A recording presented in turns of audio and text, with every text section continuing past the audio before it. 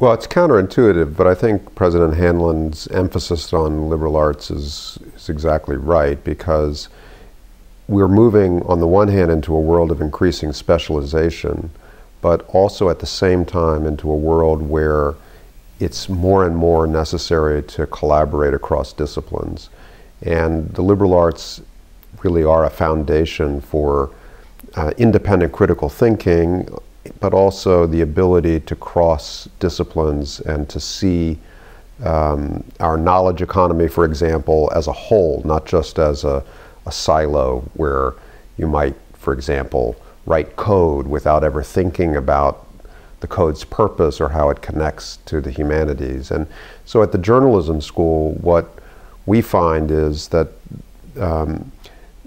attracting students who can think, write, and prepare themselves for a career of continuous learning is the big challenge. And journalism is a pretty good example of why a liberal arts education is still so critical as a foundation, because the tools that journalists used when I started out too long ago to count have all been replaced by new tools. But the ability to think about why the tools matter, or what is it in the public sphere that journalism ought to attempt to illuminate or to question, that's an enduring problem. And secondly, journalism is an example of an industry that, like many others, has been disrupted by digital technology. So you have a lot of brand new technologies entering into newsrooms, and you have a lot of young people coming into those newsrooms at the same time. And what we're discovering at the journalism school, and I think in newsrooms at major television networks and at new media companies and at legacy companies like newspapers, is that we require a collaboration between computational scientists, for example, and English majors. All right, so you really need both sides of that equation. You need someone whose orientation is towards the potential of mathematics to create a new form of storytelling, and then you need someone who knows what a story is.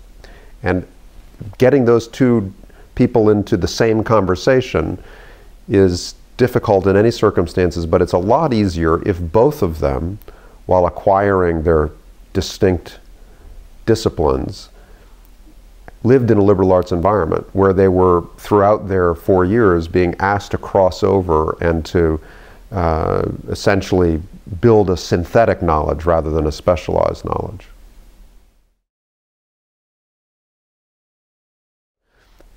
Essentially, in journalism, it's really about the reporting, and reporting in turn requires an ability to see what the story is and why it's a story, or at least to have a method for figuring that out as you go along. And then, of course, at the end, you have to write something.